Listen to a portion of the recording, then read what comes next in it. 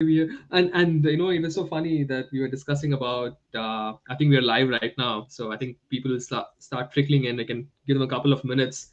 You were just talking about Saster and how your experience was in person. Would love to just hear about it. How are things back in person? Did people come to the booths that you guys put up? Like, what is it like? Yeah. So I was very skeptical about what an in-person event of that size would end up Yeah. looking like. I was even more nervous to sponsor it, but decided to bite the bullet and give it a shot. And I was really impressed with the event. Fully outdoors, very safe, a lot of great COVID protocol.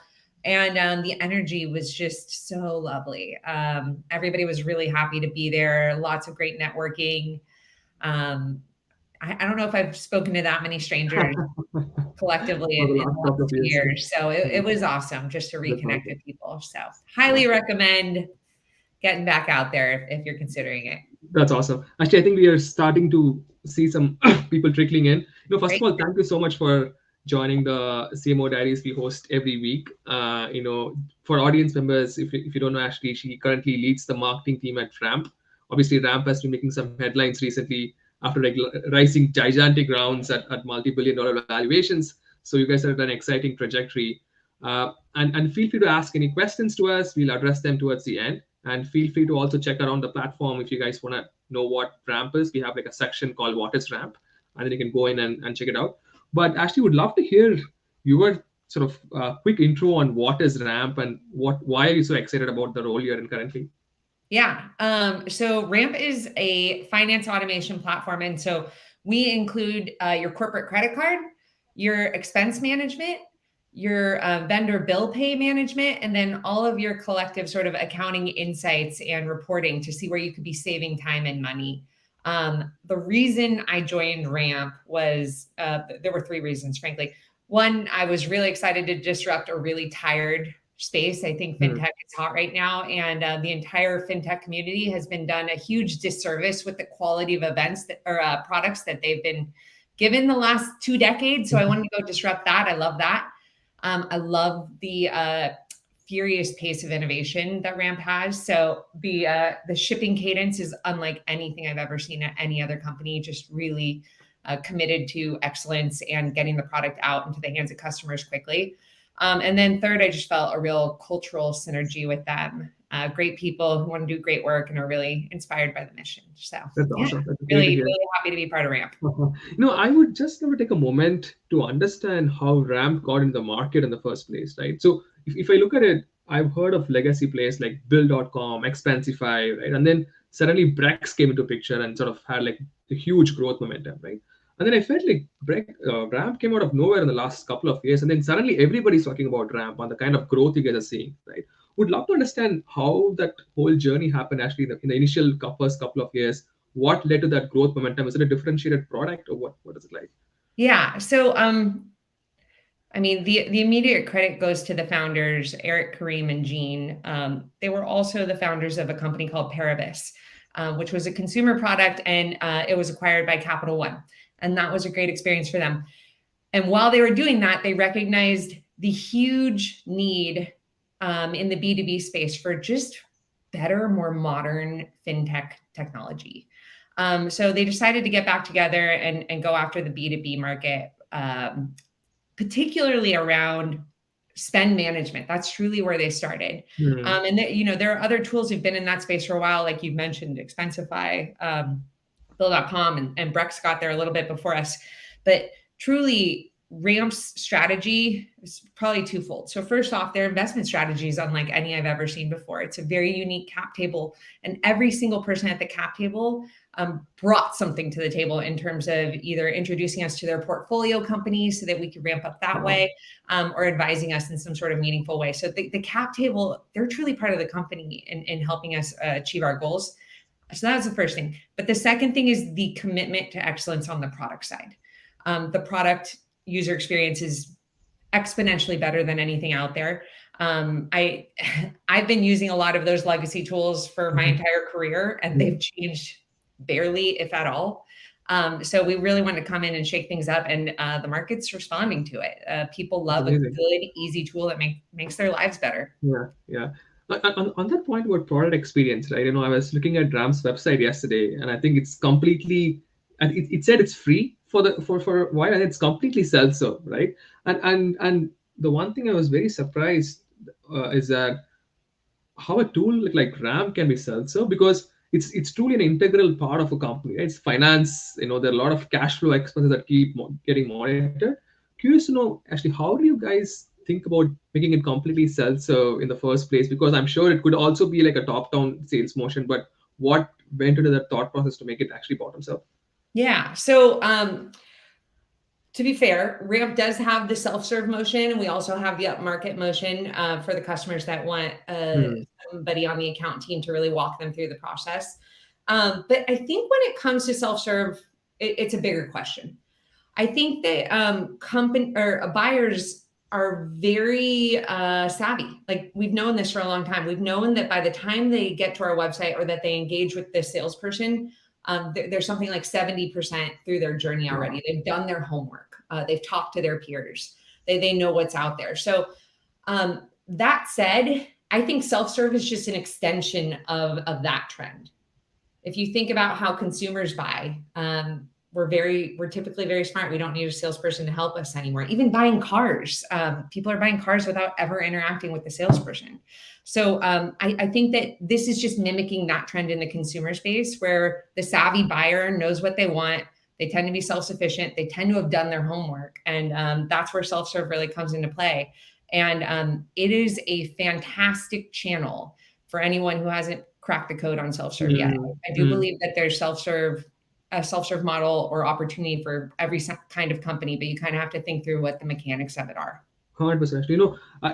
We always go into demos, and people want to try out the product before they actually buy it. That's a common theme we are hearing these days. But I was just curious, for products like Webflow, for example, right? Even though it looks very simple from the Mm. outside, it's a very complicated tool, right? Like Yeah, you need to like study some videos, content, etc.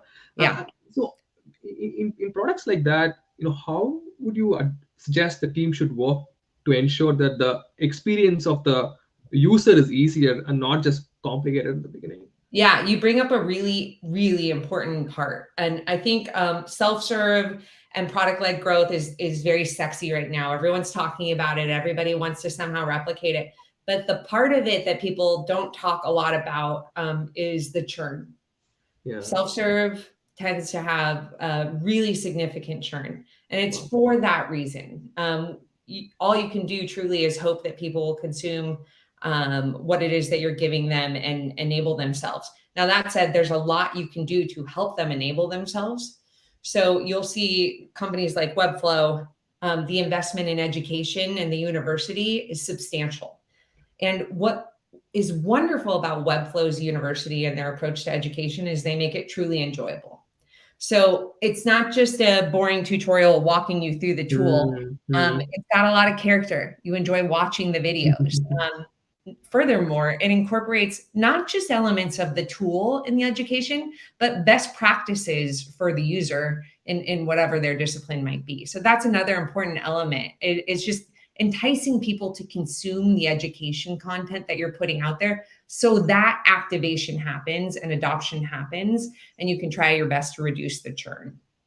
Interesting. And then even in that part, when you mentioned churn, right? So do you guys then sort of clearly monitor like how people onboard, like constantly check feedback, like what features works, etc.? Like, would you walk me through the process, and who is responsible for that? Actually, is it product team that does all the work, or who should be the primary owner? Yeah, so it kind of depends on your model. So Hmm. at a company like Ramp, we have an account management team. And depending on your segment or where you kind of fall into our segmentations, that account manager will engage you at the right amount. So there is that kind of sales element to it. And we truly look at that as a partnership so that we can ensure that you do not churn. Now, what's great about a tool like Ramp is it's super intuitive, Hmm. and it's an enjoyable product, but also it just becomes very sticky. It's your credit card, it's your expense Yeah. management. These are tools that you're not necessarily going to be shopping around to replace, because once you build them into your process, it's not just about the tool working for you. It's about the fact that a lot of your end users are also using it. So that kind of rip and replace for our kind of technology it's not an easy thing to do. So we're pretty lucky from that standpoint that our product is super necessary, huge value add, pretty enjoyable and very sticky. Interesting. And in that, just one point on that, Ashley. So when in a product like that, right, when there is an incumbent already in place, right, that the finance team uses, for example, and the products like Ramp are just like incredibly differentiated from a UX UI point of view. How do you guys use the sales motion to replace it? Because it's a constant struggle, right? Like you are trying to like do some change management as well, apart from Absolutely. selling the product, right? So Yeah. So there's many aspects to this, and I've lived this life of being the challenger in the space yes. many times now. It actually might end up being kind of my sweet spot.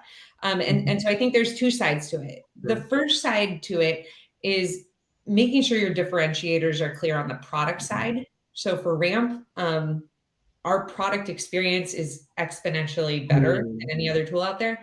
And then also there's a lot of benefits to using us.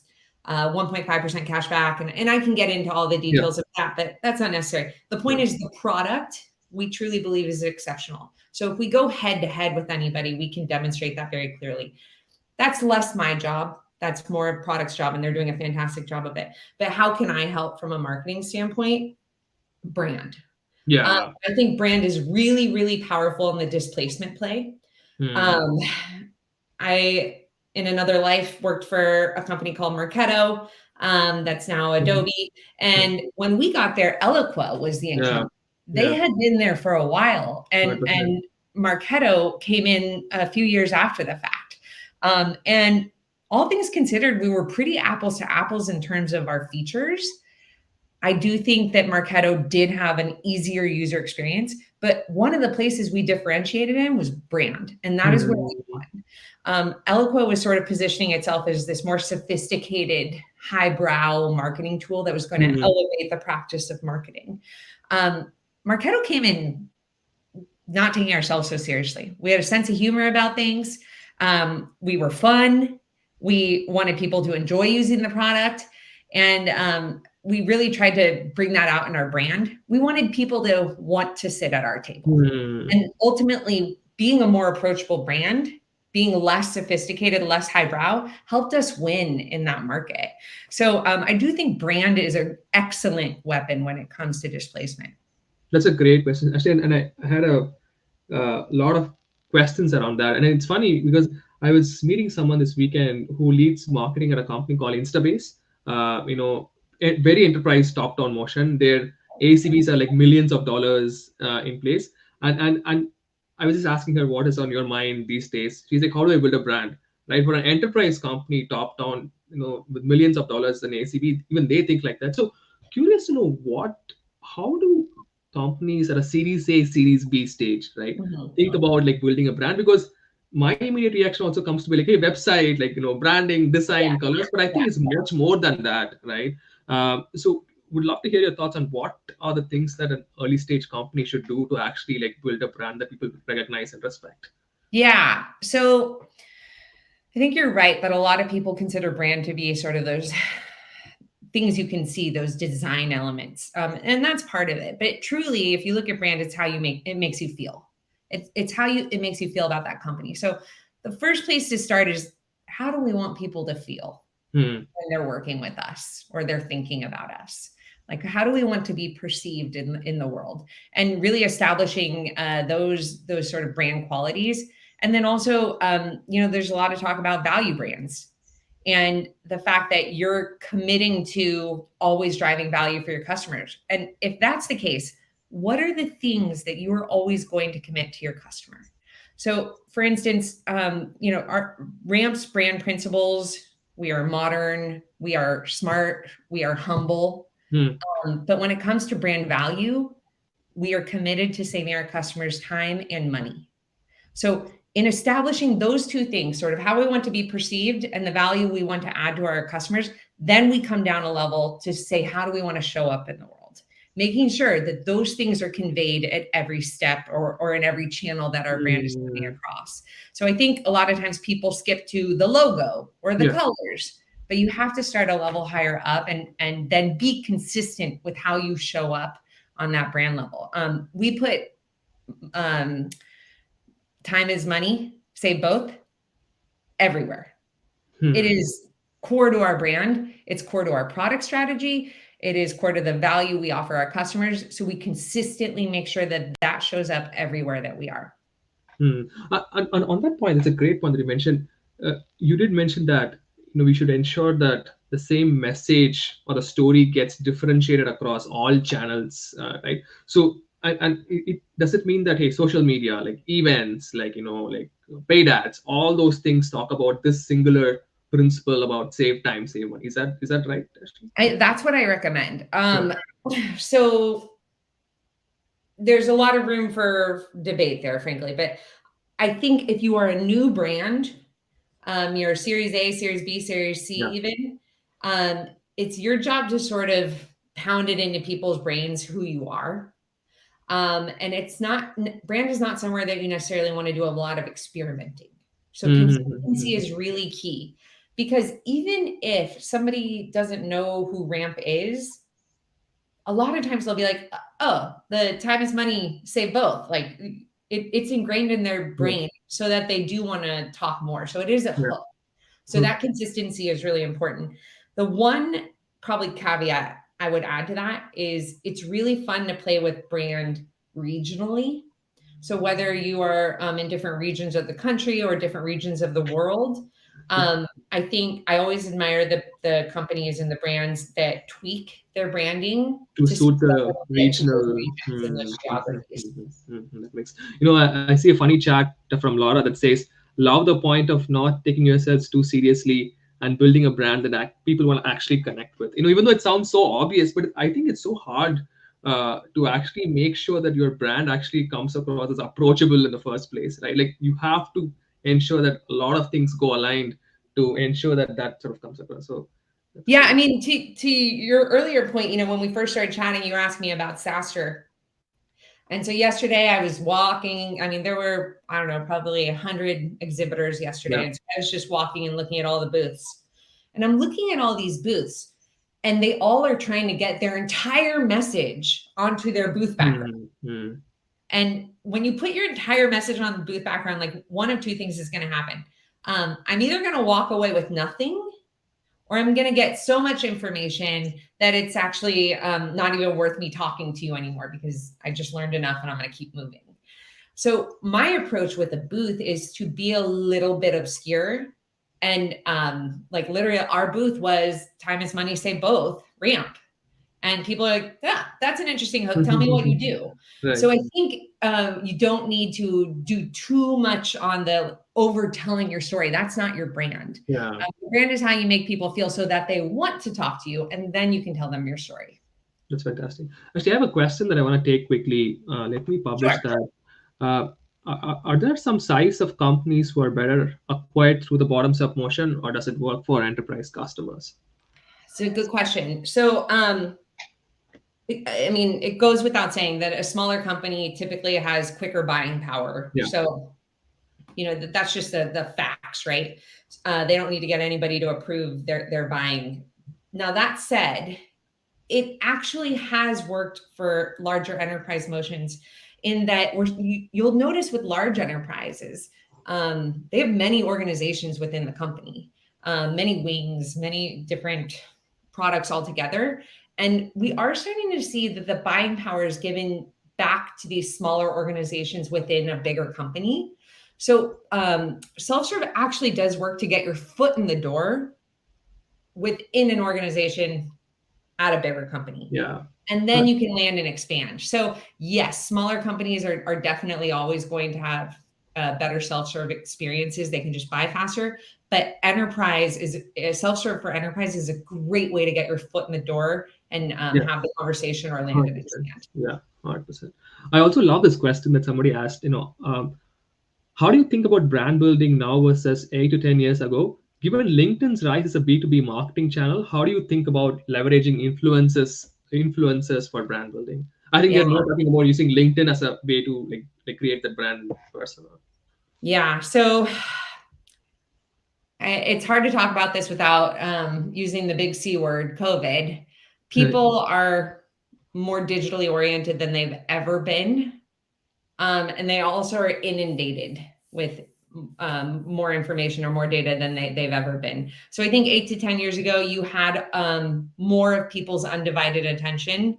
Now it is very noisy, very crowded, and you're fighting hard to get their attention. So again, that consistency with the hook, your brand value, that's where you have to lean in. Don't try to be too many things to too many people, but do try to be everywhere with that same message. Consistency is key. You want people to at least say, I've heard about Ramp. I keep seeing Ramp. Yeah. What's Ramp? That's a win. So make that your goal versus them walking away knowing everything about you. That's the difference between now and 10 years ago. Additionally, that influencer question, this has been a very interesting time for influencers. That actually was a huge channel for us at Webflow, a very successful channel for us at Webflow. But here's what I'll say. The reason it was successful at Webflow is because our target audience really admired certain influencers. So there was already a very natural fit there. Influencers don't exist for every category. There's a handful of influencers in fintech, for instance, that I think are interesting. But for the most part, influencers should be a natural, organic thing for your brand and for to use as a channel.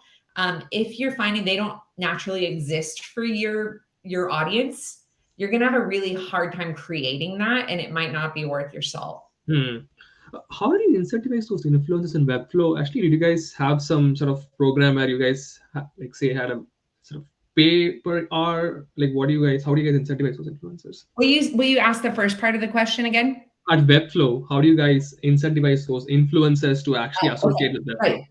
Right. So incentivizing influencers, you can do this on many scales. You can do it on a really basic scale where you just give them, their own link, and you can give them a kickback for all of the signups that they generate or the traffic that they generate. That's the most basic model. It's generally a lower risk model, though your brand could be at risk a little bit if you partner with the wrong influencers. So proceed with caution there. The alternative model is a more in-depth partnership. So I've done things historically where I'll partner with an agency or an influencer for 10 pieces of content over the next 6 months. And that's actually a proper package. Like I pay them for that service as opposed to, necessarily how much traffic or signups they drive, though that might be part of the deal too. Exactly. The later point you mentioned is something that I knew actually recently. I heard a lot of companies are doing that, actually getting like top-notch influencers to write content and articles. So I was thinking very deeply about implementing that at Goldcast. So that's definitely a great idea. Yeah, it's hot right now. Yeah. Another question for you, Ashley, that Tamara is asking. Really loved your point on being approachable and not taking yourself too seriously. Would love an example of how your reps do cold outreach while staying approachable. This is like the hardest question. My inbox, my LinkedIn inbox, my personal email is like inundated with cold outreach. And my heart really goes out to those people who are trying to find their angles. The ones that I think probably do the best, though I'm not sure, there's a silver bullet here, are the ones who do it really personalized. They show that they've done their homework. They've really kind of either know me personally, the things I'm interested in, or things about the company that are super relevant that we've been talking about. I think if you can bring it down to a more personal level, it becomes a more intimate conversation. And at the very least, I feel bad ignoring that person. So I probably will respond just because I can tell they did their homework. That makes sense, Ashley. Cool. So the next point, actually, I want to cover is hiring. Actually, I think everybody I speak to is saying that it's a candidates market right now, right? It's every company is looking for hiring marketers, especially, right? So curious to know, have you sort of how are you guys hiring right now? Is it through like recruiters or like all company channels? Like what's working for you guys to get the best candidates into the company? Yeah. For me, network is key. Yeah. Now, network is tricky because it can offer like some bias into the hiring Yes. process. But at the stage we're at and the growth we're experiencing and the pace that we need to be moving at, being able to bring in people that we know have a proven track record or that we've experienced their work historically really shortens that process. We do leverage recruiters for roles that are either high demand, like that the market is really going after them, or that they're just hard to find, or they're more senior. The more senior a role gets, the harder it typically is to find those people. And then like one trick that generally helps me is I try to attach a hiring blitz to any sort of large news I have going out. It's Got it. always more helpful to do recruiting when people are like, After hey, I just saw that article about Ramp. after Good timing. I'm mm, interested now. And so if you have that news coming up, being able to tie your hiring activities to that news goes a long way. right. And then for the org structure, since you guys are definitely like bottoms up with some sales assets, do you have like an org structure that you usually have prefer to have Yeah. in a bottoms up motion? Yeah, I do have my kind of go-to org structure. So um, first things first, if you're a marketing leader, it's important to know what your own strengths are and then Hmm. be able to hire to complement your strengths. So for me, I'm very revenue and go-to-market oriented. That is my DNA. So, I know I need a really strong partner in both product marketing and brand and design. Brand and design, that's not how my brain works at all. Product marketing, I can be dangerous in, but it's not my discipline. So those are kind of my first two. I need really strong partners in those two areas to help complement my skill set. After that, it's a revenue marketer. So whether it's growth marketer or demand generation, somebody who holds up that side of the table and building your revenue engine. The next is content and community. And that's something that I've just recently started to lump together because I do think content and the way that you speak with your customers and that sort of community experience go hand in hand. So that's another table leg that I've established. And then the next one that I would call out is integrated marketing. This Hmm. one's a little more unique, I think, to my preference. But for me, integrated marketing is a game changer and everyone should be doing it. I don't know why everyone's not, but it's a team or an individual who looks across all of your marketing elements and just make sure that all of the pieces are working together really well. So if you're a very small marketing organization, you as the marketing leader might play that role. But the Hmm. bigger you get, having somebody responsible for integrated marketing to ensure that all of your programs are squeezing as much juice out of the program as possible, that is their call to action. And I think that's a very powerful, under-recognized function that teams should really start to adopt as well. Is it more like a chief of staff kind of function actually, or do you think it's more like a marketing ops, like very I analytical? think you can call it a chief of staff. I've seen it called a few things. Chief of staff, I've seen it called a go-to-market function. But for me, integrated marketing is the most literal in terms of the work that they will be doing. It's truly integrating all of the channels that we have and all of the other functions within the team to make sure that our programs are really effective and efficient.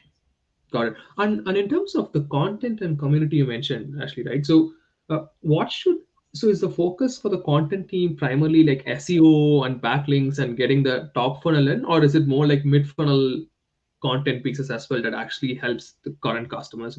How do you prioritize which? Yeah. So the way I think about content strategy and truthfully, my head of content strategy, John Collins, is the one who should answer this. But how I think about content strategy is that content and community are responsible for showing up at every stage of the funnel and then across every segment.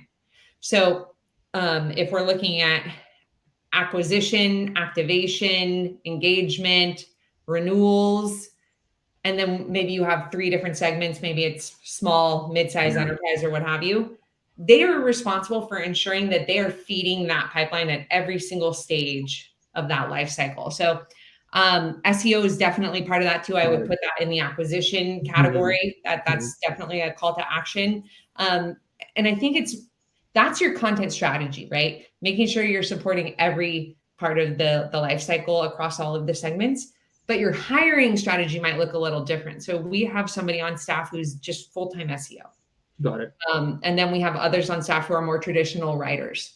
Others on staff who are video, and that is more their call to action. But it is the head of content and community's job to be looking at that content strategy and say, hey, we're a little light on supporting self-serve activation. Like maybe we can lean in here and build a few videos. Like that is how you should be thinking about it. And all these functions you mentioned, like content, growth marketing, product marketing, brand and design, can any of them be outsourced at the early stages of the company, actually, or do you think? Sure. Yeah. There's some amazing agencies or contractors out there who can fill a gap in there until you're ready to bring it in-house, specifically around content. I mean, we're pretty beefed up on the content side, and we still leverage an agency to do some work for us. So I think content is a no-brainer, so long as you're willing to put the time in with them to make sure that the content is quality that meets your standards. I think product marketing and product marketing is probably the hardest. Like you need to have all of that internal knowledge. So I've never outsourced that myself. Demand gen is one that I really like to have in-house because it's my DNA. But I know plenty of companies out there that have supported more of a demand gen function too. So you can outsource that as well. And then of course, brand and design. I think that's probably the most common one that people are outsourcing with agencies. And there's some amazing agencies out there that I've leveraged to help bring to life our brand. That makes sense. And then I had one question that I forgot to ask, actually, and I think I want to know actually personally. I mean, you have worked with companies like Pendo, Webflow, Appio, right?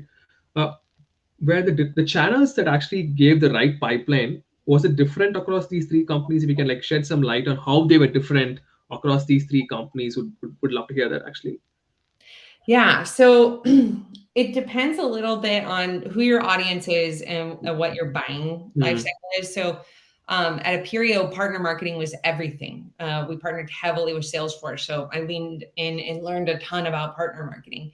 At Pendo, thought leadership was a big differentiator for us. That was the big channel for us because the product organizations, our audience was really underserved just from a content standpoint. There wasn't a lot you could read about when it came to product management. So we decided to capitalize on that. And we built our own content portal called Product Craft, which was all thought leadership all the time with contributors from everywhere. So that was a very strong channel for us too. At Webflow, the community and word of mouth was really strong. So it was about constantly engaging and cultivating our customers to make sure that they were doing a lot of our promotion on our behalf.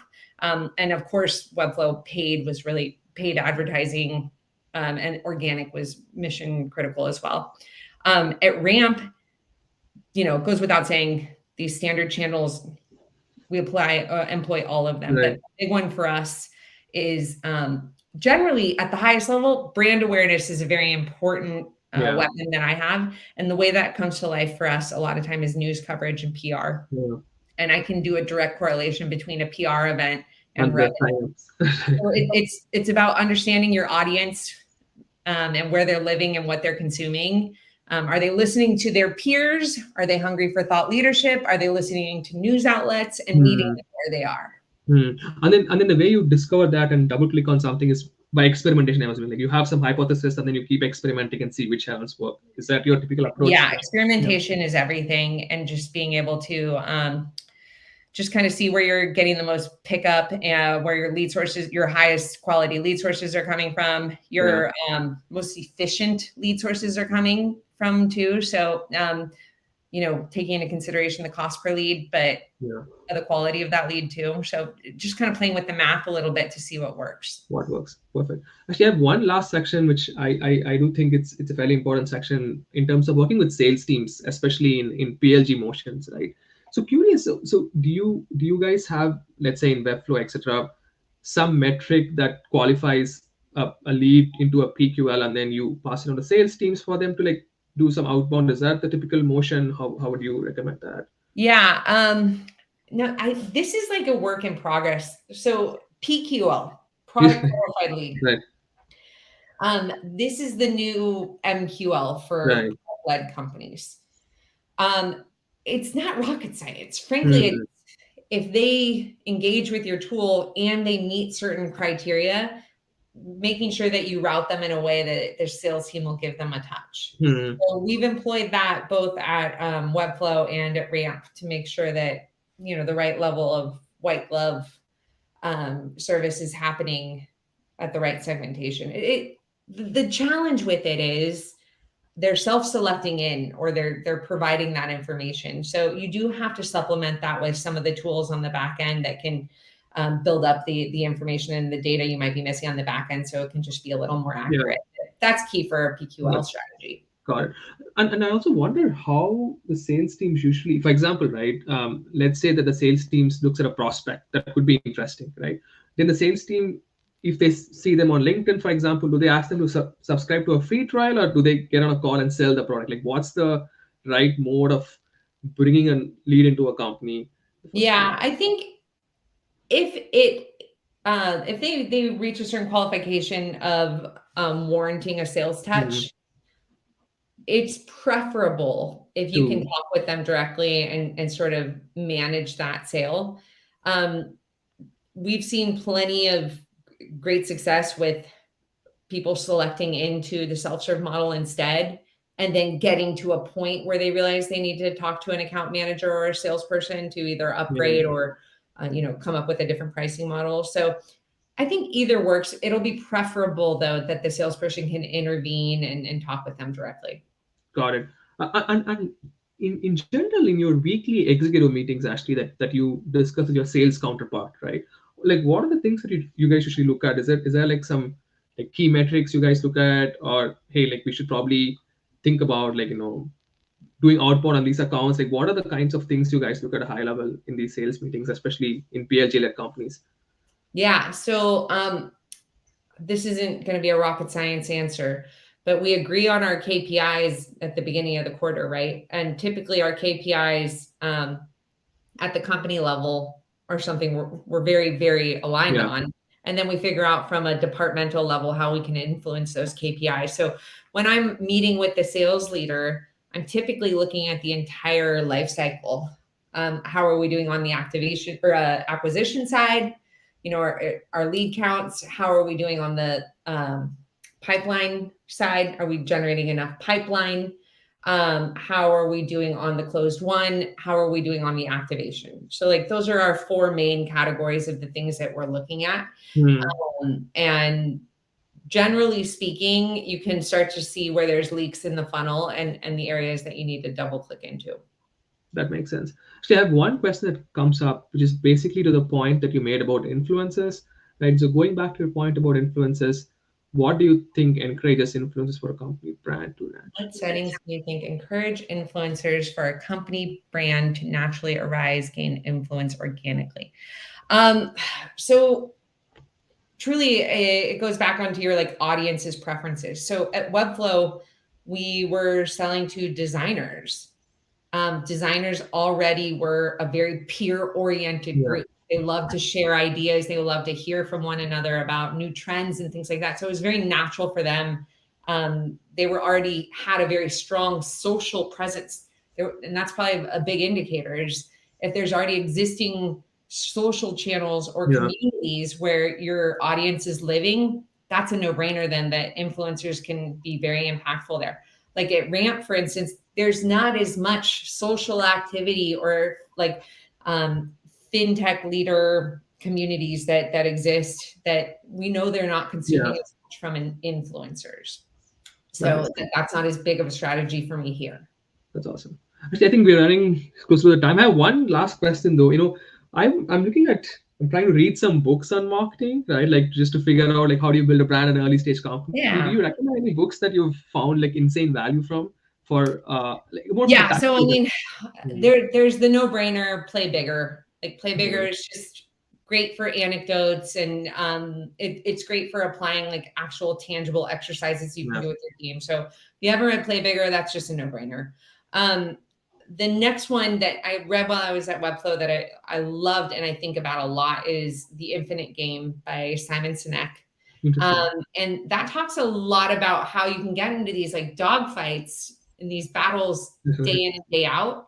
But if you keep your sights on the long game, your mission and your vision, then you're gonna get there. It's the people who get distracted along the way and start doing unnatural things that don't support their mission or their vision that tend to lose. So that's a great book, Infinite Game.